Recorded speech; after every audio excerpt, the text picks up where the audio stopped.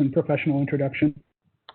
My presentation is going to be much less formal.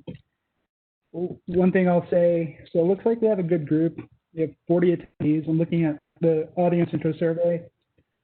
Looks like about 70% students, so that's good. And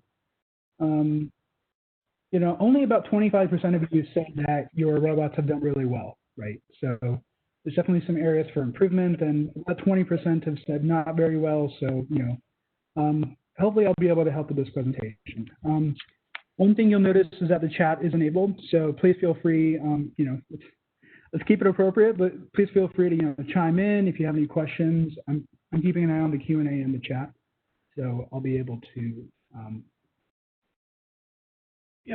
answer things as they pop up, or I'll take them at the end. Not a big deal. So this presentation, I wanted to just offer some very hopefully simple and directed tips about how to make your robots better, right? And this is really one in a series of presentations that exist out there about helping teams be smarter about how they handle their resources, helping teams focus a little more about which components they design and put effort into. So I really don't want to just regurgitate what they said, although some of the things will be repeated.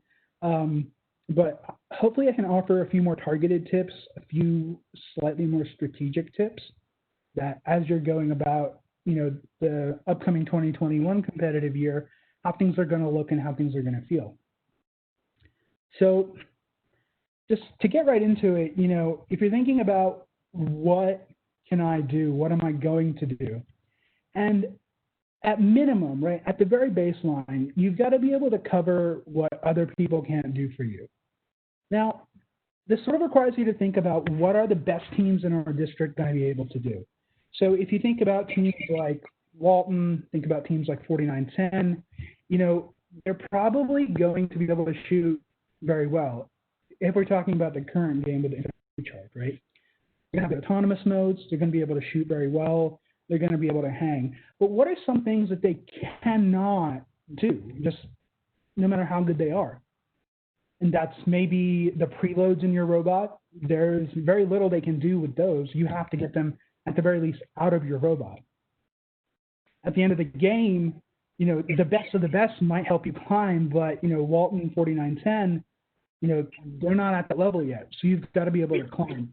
So at the very least, you've got to be able to cover these gaps of things that other teams just cannot do. And if you can cover those gaps really well, chances are that you're going to get into elimination without a problem. So the reason I have 4189 here is 4189 is a logo robot, right? So they don't have the ability to shoot. But during autonomous, they also don't have much of an autonomous mode. Or I think they could like run up. But what they did in autonomous at Gainesville was actually fed 1746, right? So that made them a great complement during autonomous, and obviously 189 has a climber, although I'm not sure how well it was working at the time, right? So if you're thinking about, you know, hey, we're kind of in trouble, we like really need to pick our spots about where to put our resources, think about these things that other teams can't do and cover those bases really well, right? And those will be the teams that, you know, the powerhouses, you know, around the world will be looking for when you show up at events, right? Like I can shoot, I can gun, but I need somebody to drop off their preloads 100% of the time. And if you can do that, you're going to make it into eliminations. Now, the next part is, you know, be able to do something really well, right?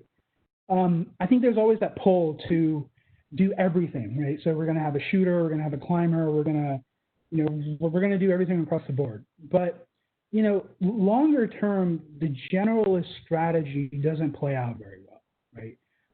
You're going to get overtaken by teams who actually do implement the general strategy, and it's going to be difficult for you to fit into a strategic niche that you can leverage in one of the more riskier strategies, right? So be able to do at least one thing very well so that you can fit into a strategic role come eliminations time, right? Now, I had 1261 here from this past season, and I think we're all somewhat familiar that 1261 decided to build every bot. And, I would consider them an above average team when it comes to technical acumen.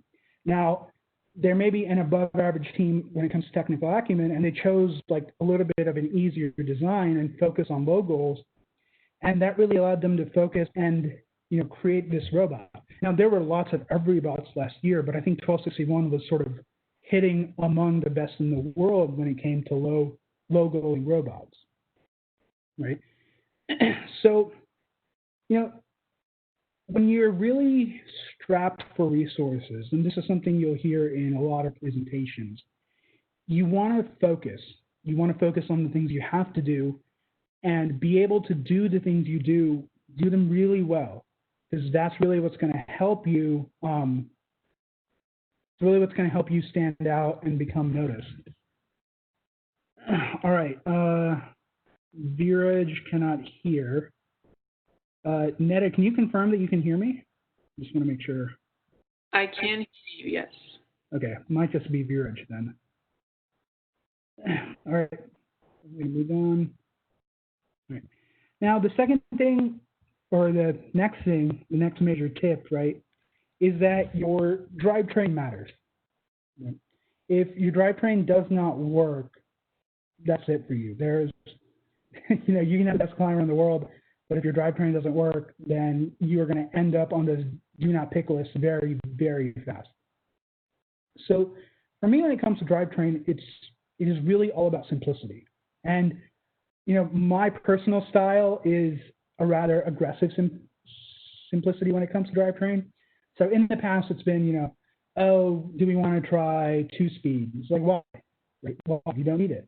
Do we want to try mechanism wheels? No, absolutely not.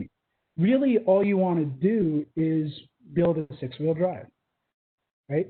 Single speed, 6-wheel drive, literally sometimes even the kit of parts, and that'll perform amazing for most teams, right? Now, there is a little bit of nuance, right? So like it says right there, right? If there's significant terrain, then you can use pneumatic wheels, right?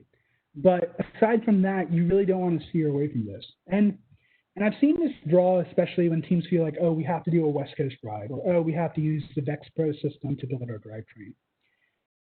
And you really have to think about, once again, conservation of resources. That if you're using students to design and build, and you're using the machining time to fabricate a drivetrain that can go towards other things, then you're maybe wasting some of those resources, right? So you really need to think about, let's say last season, was your manipulator up to snuff? Could you have used more manpower? Could you have used more machining time? And if that's the case, then the drivetrain is a very easy place where you can simplify, still have something that's very solid, and still be able to compete at a decently high level, right? Some of the best robots I've made, they have very simple drivetrains, and the drivers have loved them, and they just work, right? The drivetrain matters. It's the #1 subsystem on your robot, period, and it has to work, right? Now, the next point is sort of something that is a little bit more of a mindset than just a couple of pointers, although there are pointers built into this mindset, right? And it's make your drivers' lives easier. Now, if you think about what your drivers are going through when they're playing a match, right? They typically may not have the best visibility, right? They're standing behind the glass. They're looking through field elements. They're looking through other robots. Sometimes if they're going across the field to score or pick up a game object, they don't have the best visibility. They have intense tunnel vision. They're under a lot of stress. They might be tired. So anything you can do to make your drivers' life easier, right? Make it easier for them to pick up game objects, make it easier for them to line up, is going to help make the robot better. And really, this will lead to things like less mistakes. It's going to lead to things like less lineup time. It's going to lead to less errors. And those are the small little things that I think really help make a difference between your average robot and your good robot and your good robot and your great robot. So the two robots I have on the right-hand side here are 1261 and Walton, right? 2924. And this is from the 2015 game. So 2015 game was, by most accounts, absolutely terrible game. If you're interested, you can go look that up. But the game was that teams had to stack totes, kind of like the totes you get in your get parts. You had to stack those up and down. And there wasn't any defense and stuff like that. And so by most intents and purposes, Walton and 1261 built the same robot. But there was one key difference that allowed Walton to be, I would say, maybe a step or two higher in performance than 1261. And that difference was Walton had mechanism wheels. Now, this might be the one game where I'm like, okay, mechanism wheels are okay. But the reason for that was that in order to stack the totes from the human player station, both of these robots had to be lined up just right. And because 1261 had some sort of tank drive, if they came in at the wrong angle or in the wrong alignment, they had to back out, line up straight, and then come back in. And sometimes it took them two or three tries to get that lined up right. Well, but with Walton and their mechanism wheels, if they were off alignment, they just shift it over a little bit, right? So that was one of the things that, less time wasted leads to a better robot. Now, when you think about a lot of the tips that you'll hear, things like have a wide intake and touch it and own it and aiming assistance, they all come from this mindset that we got to make our drivers' lives easier, right? So, having a wide intake is something that's difficult to pull, that can be a little difficult to pull off because when you have a wide intake and you're funneling your balls into a narrower space or you're funneling the game objects in, it can be difficult. But that's much better than if you have a intake that's super narrow and your drivers have to line up on the field in the middle of defense and things like that. So, all that really, think about your intake. And intakes are one of those things that a good intake will help a good driver, but a bad intake won't make that big of a difference to a good driver, if that makes sense. So, for instance, right, Walton is known for having legendarily bad intakes, but, they're also known for having really well-practiced drivers. So if you go take a look at Walton's 2016 robot, the intake on that robot was, I don't know how it existed, but the driver was so good at just scooping up the balls into the robot that it led to a state championship, right? So have a good intake. Touch it and own it is really about having some sort of roller intake. Now, you have to, once again, take this with a grain of salt because roller intakes are easy for things like balls, but it's difficult for things like frisbees or totes or like hatch panels from a couple of years ago, right? If you can figure out that roller intake, that's going to be the thing that makes a competitive difference. And the last thing here is aiming assistance, right? Now, when I think about aiming assistance, there are some teams like 1746 who love their cameras, right? They, any aiming assistance, they have to use like vision processing, they have to do the whole 9 yards. But, it's a lot easier than people think to help your drivers aim. So maybe you might just put a camera feed up to the robot, put a camera feed from the robot to the driver station and put like a crosshair on the feed, and your drivers, you'd be surprised how well drivers can just use that feed and actually line up and aim much better than if they were just looking out onto the field. So whether you're using just a raw camera feed, whether you're using an aiming light, those have been popular in the past, or you're going the whole 9 yards and doing an automated lineup system, helping your drivers aim is very helpful. And I think in 2019, you almost really needed that in order to be competitive.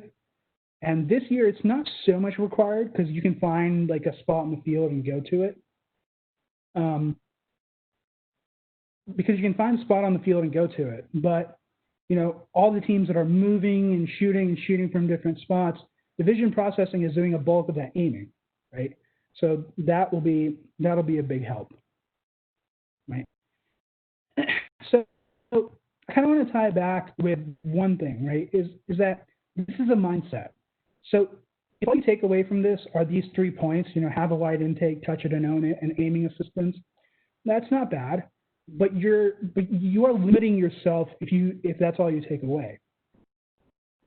So if you look at the picture on the right, you have to understand a little bit about the 2016 FRC game, that there were big obstacles all along the field, and so visibility past those obstacles was very challenging.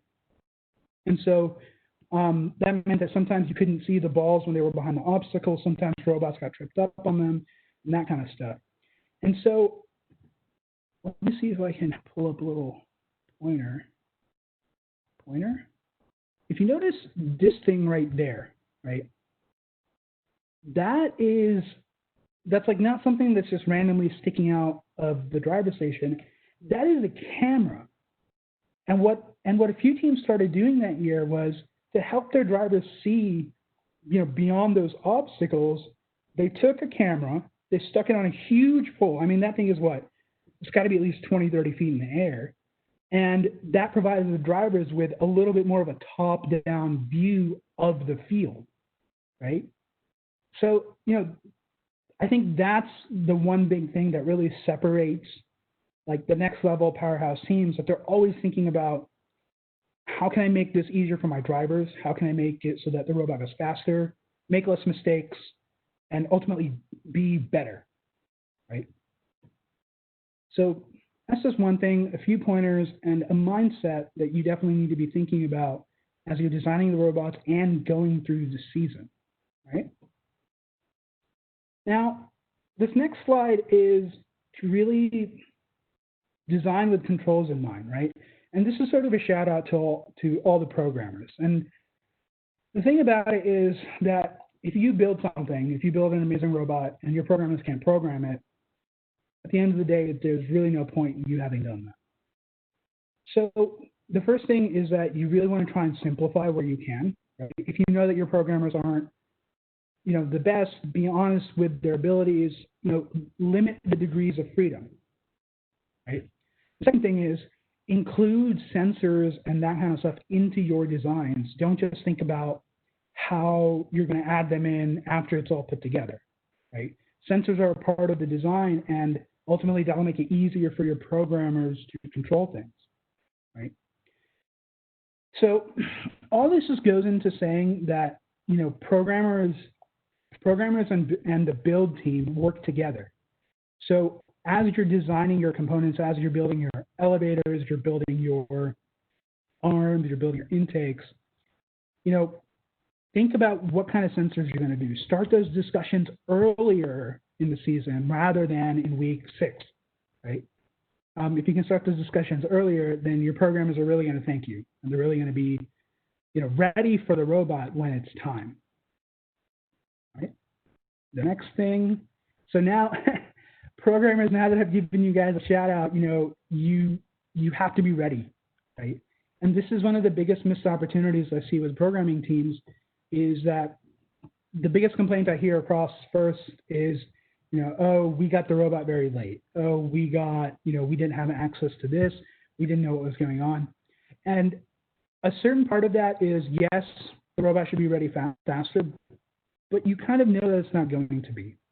So you need to prepare yourself. You need to practice so that when the robot gets ready, you are absolutely ready to go.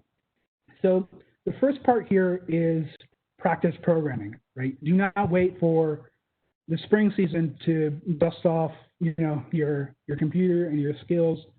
Have test bed, right? Have a little robot that's maybe just a chassis that's dedicated for programming practice, right?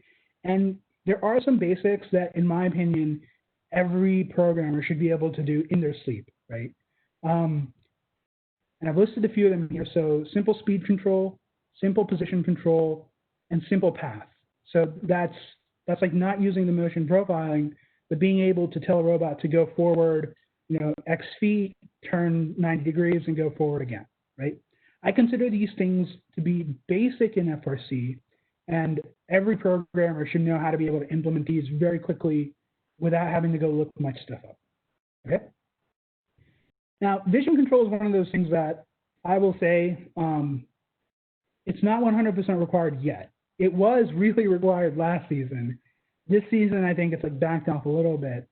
But we're starting to get to the point in vision control where the technology is available, the equipment's available, that you can do it without needing a ton of, like a ton of super technical knowledge or anything like that, right?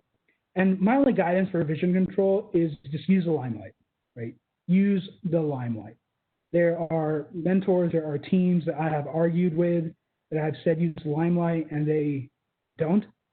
And in almost every scenario, either a few months or like a few seasons later, they're like, yeah, we used the limelight. It was extremely easy. We should have just done that from the first place, right?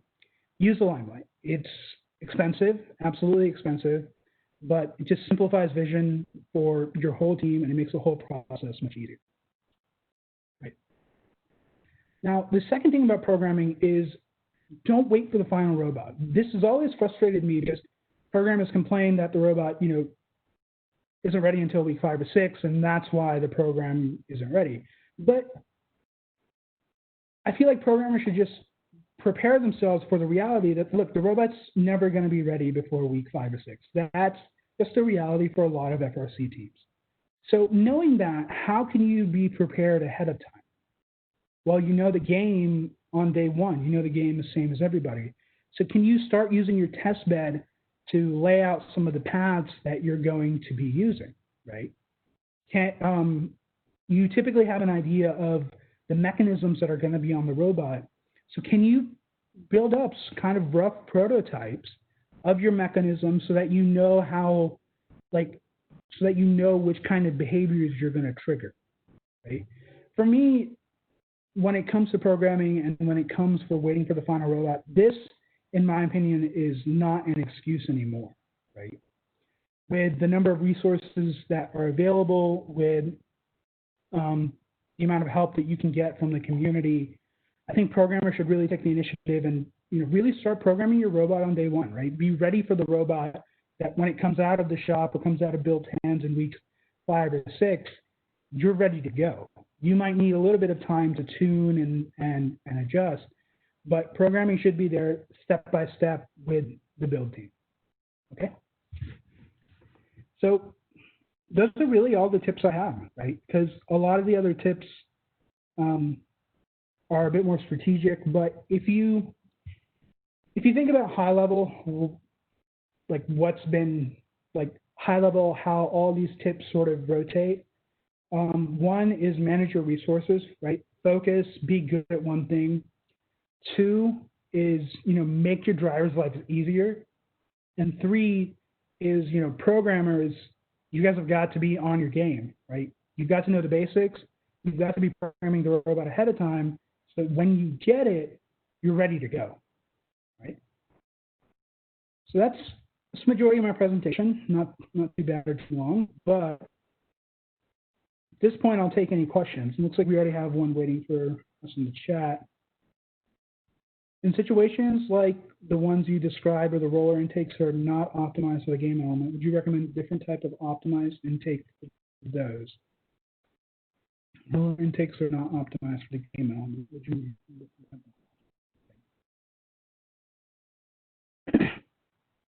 So in situations where a roller intake isn't optimal for the game element, right? What I've seen happen is there isn't really another intake that comes like rises up. So it's not like, oh, try roller intake, and if that doesn't work, use a claw, right? It's typically not how it goes. I would say try a roller intake, and if you can't get that to work, if that's not showing up, then go for the human player station.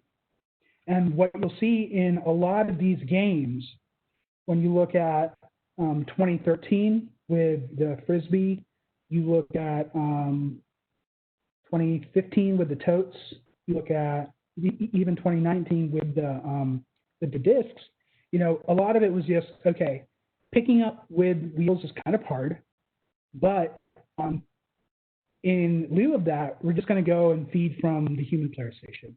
And I think you also saw it in 2017 with Steamworks, right? Because Steamworks had the gears, and what a lot of teams did were just back and forth from the human player station, right? So that's typically what ends up happening, right? So can you send me a link for the PowerPoint to view it? And kind of related to that question is, where can we find the recordings for this and the other classes? So I don't have a link for the PowerPoint, so not really much to share. So what I'll do for that is I'll put my email in the chat. If you want the PowerPoint, I can send it to you directly. And this session and all the other sessions will be uploaded to YouTube. So I think, and Netta, you can correct me, but I think they're going to put a page up on Georgia First with links to all the recordings. Yes, on the Georgia First YouTube page, all the classes from the symposium will be uploaded within a week. So by next week, you can see all the presentation recordings. Yep. All right. Now we have a question from Kellen. When a new game is released, where should teams look for design ideas? Now this is a good, it's a good question. One of the presentations I did earlier was talking about looking at old games, right? And why we care about games that have been played in the past. And really it's because game objects tend to repeat, game themes tend to repeat. And so if you're looking for a place for design ideas, honestly, just look at previous games, right? Look at Chief Delphi and see which games they're comparing to, because there are some memes floating around how this year's game, Infinite Recharge, was kind of similar to the 2016 game, Stronghold, I think was the name. So it's not a one-for-one, it's not a one-for-one, you know, similarity with the game. But in 2016, you were also shooting sort of, you know, medium, small size balls into goals that were sort of like vertically oriented and kind of narrow up high. So, you know, teams sort of went, okay, for Infinite Recharge, we're going to look for inspiration in 2016. If you're thinking about, you know, and games, you know, games repeat a lot. If you're thinking about 2019 with the ships and the hatches, you might have looked back to 2017 to see, okay, how did teams deal with the gears that year to deal with the hatch panels this year, right? So look back if you can. I would just say, if we ever come across a game where you're not able to find that inspiration, the key at that point is quick prototyping, right? Try a lot of things very quickly. Don't be afraid to fail. Don't be afraid to be wrong. So that way you can quickly arrive at what will be hopefully the right answer and the right mechanism. All right.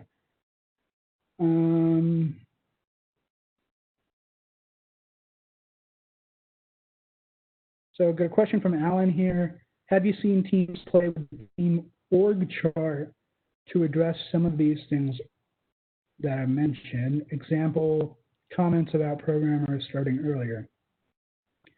That's a good question. I'm not sure how changes to the org chart might facilitate that. So it might be something we can talk about in detail, like maybe you split your programming team up into a team that starts earlier or a team that starts later. I'm not 100% sure.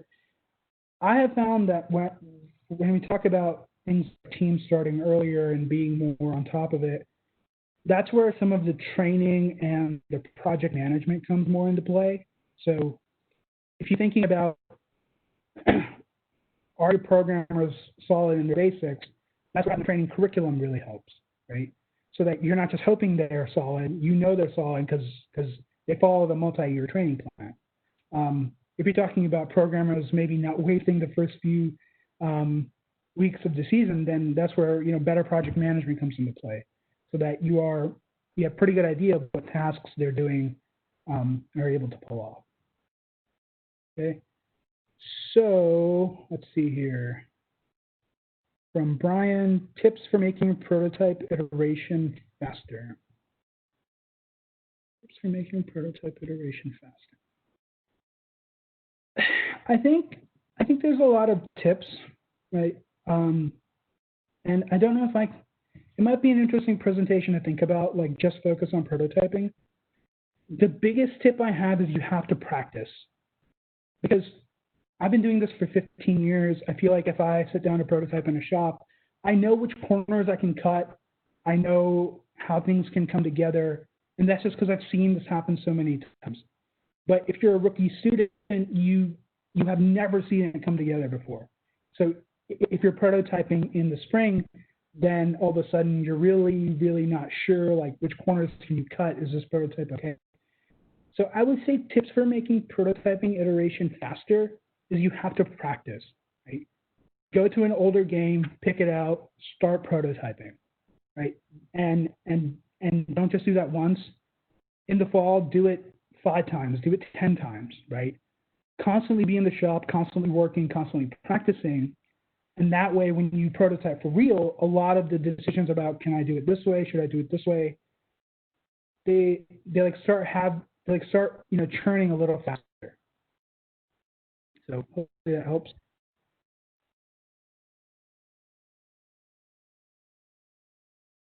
Okay, so might be a specific question, but how do you recommend managing the repeat of the game? Would it be worthwhile to bring a practice bot to avoid wear and tear on a competition bot throughout this extra long season?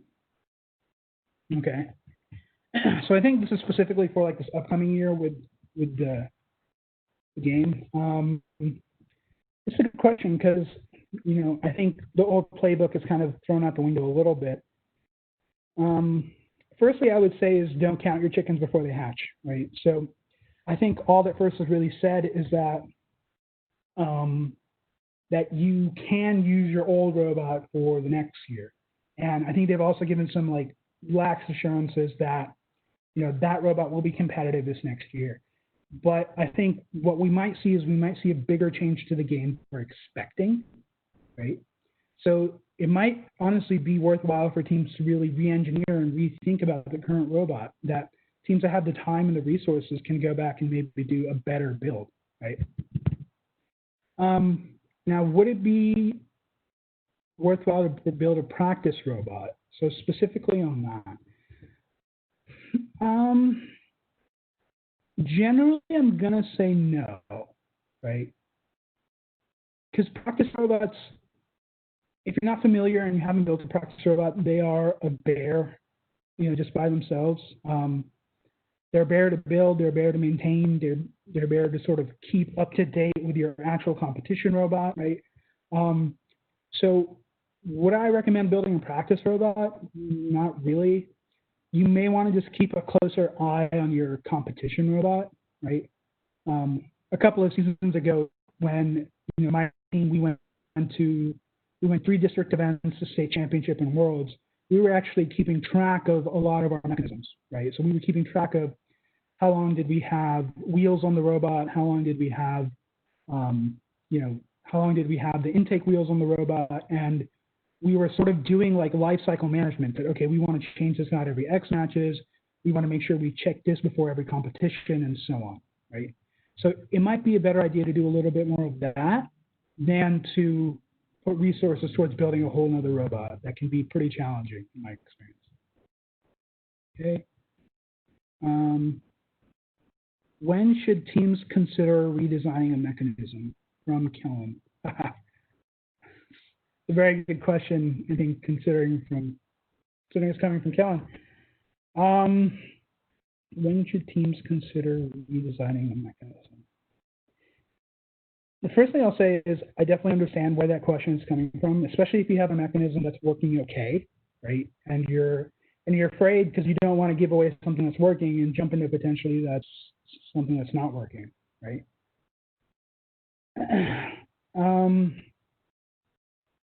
I wish I had a more concrete answer, right? I wish I had I wish I had something like 1 + 1, and if it doesn't do that, then redesign.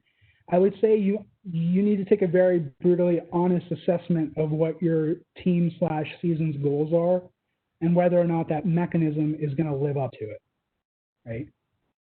So, I'll take 1746 as an example, right?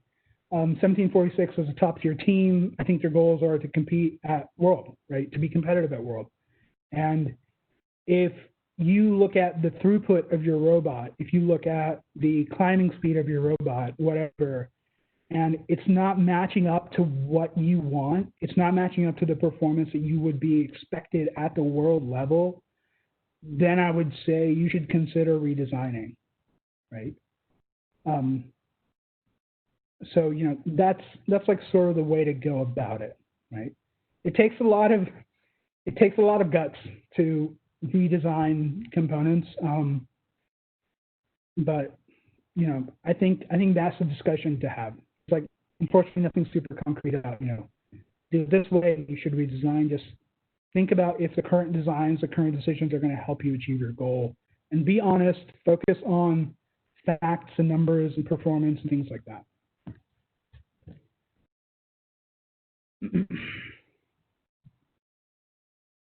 Okay. What I think the question is, what kind of markers do you look for in changing directions when struggling with prototypes / design, right? So there's a very fundamental discussion under that question about, you know, being okay with failure, especially when it comes to prototyping. The whole concept of prototyping is figuring out what works, and a part of figuring out what works is figuring out what doesn't work. So if you have a prototype that just isn't working, that isn't showing results, then you should turn around. You should stop doing it. Now, that's difficult for two reasons. Because one, we tend to become emotionally engaged to the prototypes that we're building, right? We have this design, we've maybe put 2 or 3 weeks into it, and it's just not coming up, right? And we're confident, we're like, just one more week, one more day, it's going to work. Second thing is that, you know, folks have been doing this for a long time, especially folks like me, we might have a design that we know will work, but for some reason, prototyping isn't proving it out, right? So maybe the prototyping teams aren't able to figure out the right combination of variables to make it work, or the prototyping teams, you know, just aren't able to get that design to work in your shop. And so folks like me will sometimes push it forward and be like, no, I know it'll work. Let's just build the final thing and trust me, it'll work. So now, actually trying to answer the question, what markers to look for changing direction. So, or in order to change direction or struggling with a prototype.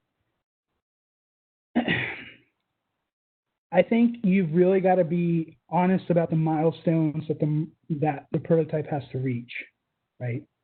So if you are working on a shooting prototype, right, and say you're building a catapult shooter, and your goal is to be able to shoot 5 balls in under 2 seconds, right? That's your performance goal.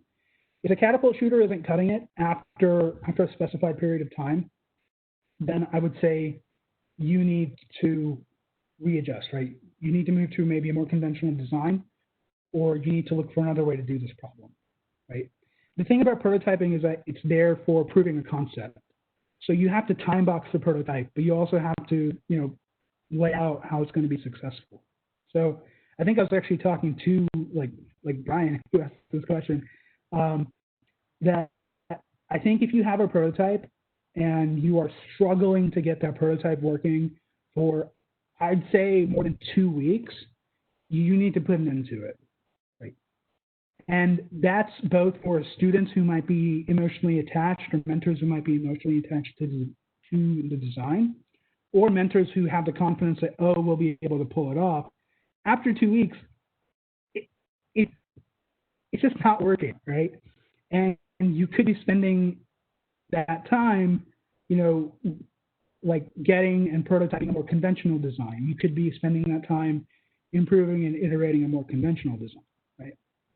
So kind of like a story here, in 2018 with the Cube game, right? I don't know the names. My team was prototyping like a fancier intake, right? So it was just like older 1114 style intake that they used all the way in 2015. And so, you know, we look back at that year at the tote game, and 1114 had this very fancy intake, and we're like, oh, we want to look at prototyping this. So we spent about a week and a half prototyping.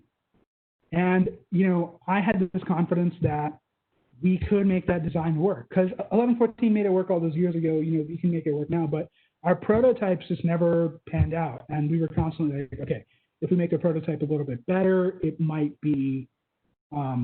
work.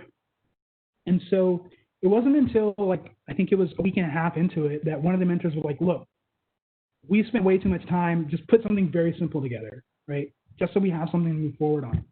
And that's what they ended up doing. And I think the intake actually, our intake that year was remarkably simple, but it ended up working remarkably well, mostly because we had a good degree of technical acumen behind it, and we attacked a simple design, and it just ended up working really well. So you've got to be able to pull the ripcord, right? And it just helps to pull that ripcord when folks are on the same page about how much time the prototype has and what kind of performance we need to see from it. How big should the prototype be? Right. I'm not sure if there's necessarily an answer on size. I think the question is a little bit more like, how much do you want a prototype, right? I think you really want to, so prototyping has a few different stages, right? The early stage of the prototypes are really just there to prove the theory, that prove that if I do this using this method, it'll work, right? Now, those prototypes shouldn't be terribly complex, but they should be very quick, right? So if you're thinking about using pneumatics to launch a trackball, you got to get that prototype working very quick so you can prove out the theory, right? Now, later prototypes typically are a bit more refined and a bit tighter, because at that point, once you've proven out the theory, you're ironing out the various variables that are in a design, right? So, for example, let's take a hooded shooter, right? This past season, shooting a ball like that, a hooded shooter is a very common design, but you might build a quick shooter to kind of prove the concept. Get the idea that, hey, if I put a ball into this shooting layout, it'll get good velocity, it'll get good distance. And you're going to want to do that very quickly in literally hours and not days, okay? Now, maybe over the next 2 or 3 weeks, as you prototype, you're going to want to refine your variables down, right? So what's the exact compression that you want? What's the exact angle that you want? Things like that, right? I would say you want to keep prototyping, until you have a good handle on the variables, right? So that's sort of the general thing. But at the same time, prototyping is one of those things that even if things are going well, you want to hold a record, right? So if you're prototyping for 4 weeks and you figure out all the variables, I would argue that you have ended up hurting yourself, because you are going to learn more by taking a prototype, building a complete version, and iterating on that, versus just refining and building the perfect prototype and then building a final version of that, right? So, so I guess to summarize, your early prototypes have got to be quick, but they really just need to prove the concept. Your later prototypes have got to refine down some of the variables. But don't prototype for too long, because you need to move into your final versions and start iterating and improving those as you go up to a competition, right? So realistically, all that process of initial prototype, later prototypes, final version, that like first sort of sprint or first sort of iteration should take you about 4 to 5 weeks, right? Because after that, it's got to be programmed, it's got to be it's got to be programmed, put together with the whole other robot. So, you have to work in that time period, and that's why, just general prototyping has to have a time box. Okay. All right. Cool. All right. So it looks like no other questions at the moment. Hopefully this helps folks here and there. Let's see here. All right. Yep. I think we can stop the recording. Call it quits. All right. Thank you.